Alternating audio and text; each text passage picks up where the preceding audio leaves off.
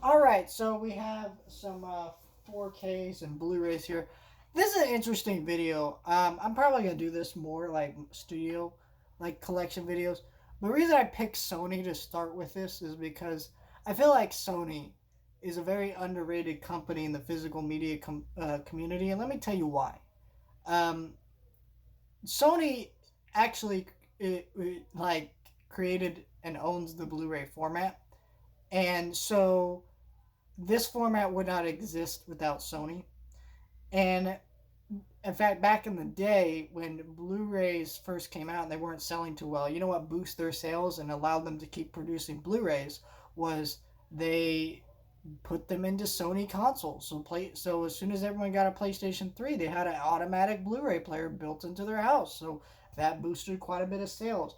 And to this day, now when you buy a PS5 or PS4, it's 4K, Blu-ray, things like that. And that's the point of Sony. So that's why they actually tend to put out more obscure titles on 4K and Blu-ray than a lot of these other companies do, because their health is a if their health as a company producing physical media is very important to not only the community and fans who support them, but also to them as a company to keep this format that they created alive. And so that's kind of why I wanted to do this video, so I could show you some of my 4Ks and Blu-rays and why I think Sony is this underrated company as a studio who puts this stuff out. It's really fascinating.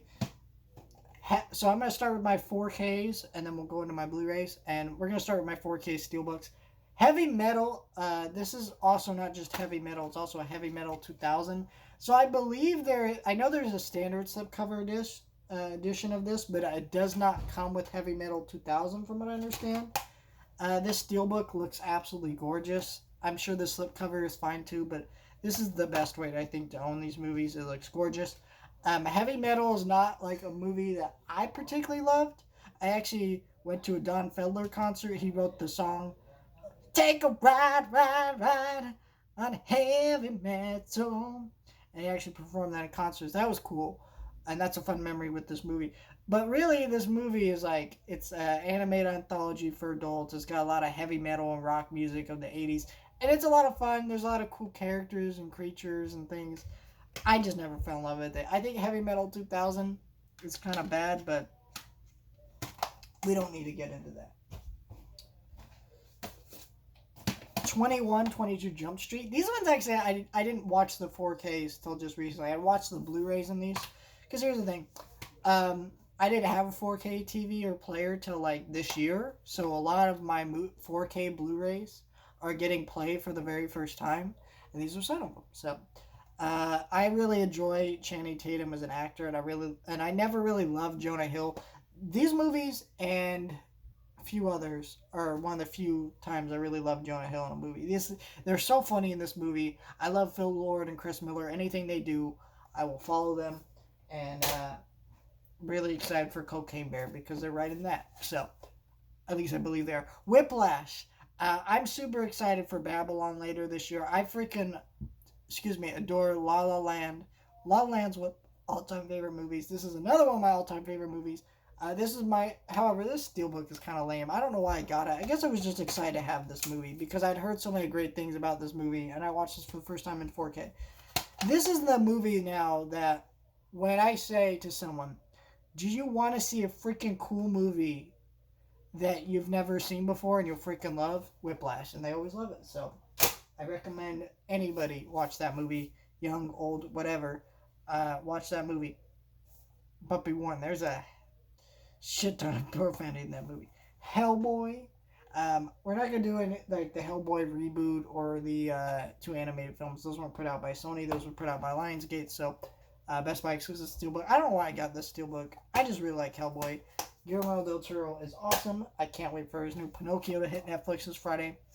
Hellboy 2, The Golden Army. This is an even better movie. The creatures and stuff are just awesome in this movie. We have Godzilla 98. Why some people might look at me and say, is your mental sanity okay? And I will say yes, I'm perfectly fine because I have Godzilla 98. Look, people hate this movie. I'm sorry, this is just a fun popcorn movie. It's not great, but like neither is Independence Day. People like that, and I'm not saying Independence Day is as bad as this one, but it's still not great. Like this movie's a lot of fun. I don't I don't know. Though honestly, I feel like the more I watch it, the less fun it is. I've seen my cousin, like just I tried to watch it with my younger cousin, and he was not having it. He was like, "Nah, that's not no." I know what you did last summer. I hope they do the rest of these on 4K, the rest of the sequels. Um, I had never seen this before until I watched it on 4K. It's a fun slasher movie, just not as great as I was hoping. We have Bullet Train. I freaking adore this movie. I've seen this movie about 4 or 5 times now. This is a Walmart exclusive cover, by the way, which I do love this cover. And it's just fun. I watched this through at least, I think 3 or 4. I can't remember. It was at least 3 times in the theaters. It was a great time. Brad Pitt is great in this movie, and I don't think I've ever loved Brad Pitt until this year. I watched him in 12 Monkeys. He was awesome in that movie, and then I watched this movie, and I've started the Brad Pitt obsession that I think everybody goes through at least once in their life. So I don't know. I don't know why it happened this year of all years, but I think I'm just at that point with Brad Pitt right now. All right. Into the Spider-Verse. This is one of my all-time favorite movies. I cannot wait for the sequel. And this is another one when I show people of like, you want to see a cool movie that you've probably never seen. I show them Into the Spider-Verse, and it looks amazing for a kid. Close Encounters of the Third Kind. This is a nice thick package because it's got. Let's see. It's got like how many cuts are on this? It's got the. I don't know. There's not multiple cut. Is there multiple cut? Oh yeah, theatrical special edition and director's cut. So it's a pretty thick package in there, and I really enjoy that movie. It's not one of my favorite Spielbergs. I think the more time goes on, it sticks with me, but it's also like not one I'm always like clamoring to go back to, if that makes sense. Dark Crystal, I just watched this on 4K for the first time. Looked amazing. I love Dark Crystal. I watched that movie over and over again. I actually have a vintage 80s book, children's book. My sister found at the thrift shop in immaculate condition. I have that, and I'm never getting rid of that. Do I still have it? Yeah, I'm trying to look over there. I don't know where it's at, but I know I have it. I freaking adore the Dark Crystal. Labyrinth. I love David Bowie. If you ask me what dead celebrity do you miss the most, and if you could only bring back one, who would you bring back? It'd be David Bowie. Man was taken too young from us, and I will never get over his loss. Or our loss of him, I guess, as people. Starship Troopers. God, I love this movie. I don't think this is my favorite Paul Verhoeven movie, though. I think a lot of people love this more than me. I think RoboCop is easily my favorite, and I will be rewatching RoboCop more than I'll be watching Starship Troopers. I feel like Starship Troopers is just a little too long, is my problem with it. Fifth Element. I used to love this movie, and I used to always say, if I could get one movie in 4K, it has to be Fifth Element. I never got it. Went on sale for Black Friday, grabbed it, and I rewatched it. It's not great. This is kind of a really messy movie. The plot of it doesn't make a lot of sense. Bruce Willis is really fun, and I enjoy this movie, and I'll definitely rewatch it again, but yeah, like that movie's a total mess, and I don't know why I loved it so much.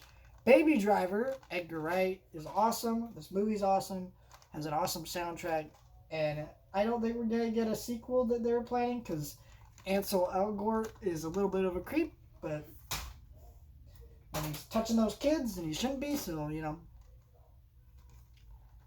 Angry Birds 2 on 4K. I only have this because it was $6, and I did enjoy this movie. I think the first one's garbage, and so I'll probably never have the first one, but I have this one.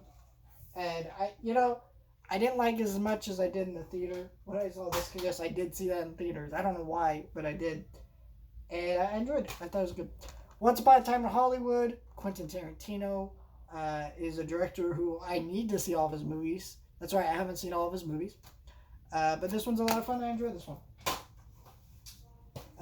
Big Fish. I just watched this for the first time in 4K this morning.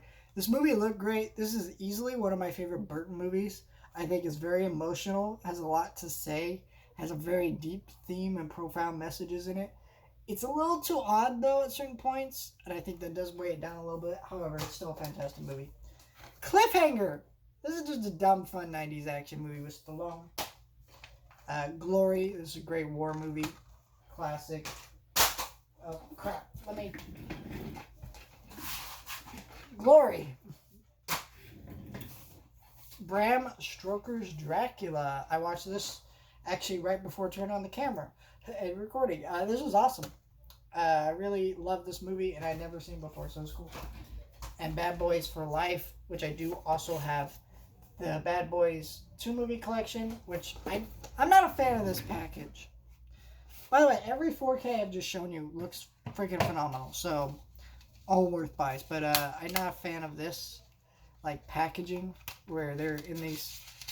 Now, I don't have to deal with them, like, slipping around, but it's just like they go in this way, and then they sit on the shelf like this. But the images, it's just like, what? I don't understand who designed that packaging. At first I thought it was cool because it was unique. Sometimes you really need to think about what's unique and what's actually, like, practical and makes sense, and that just does not make sense. Bad Boys for Life, I enjoyed this movie. I thought it was a lot of fun.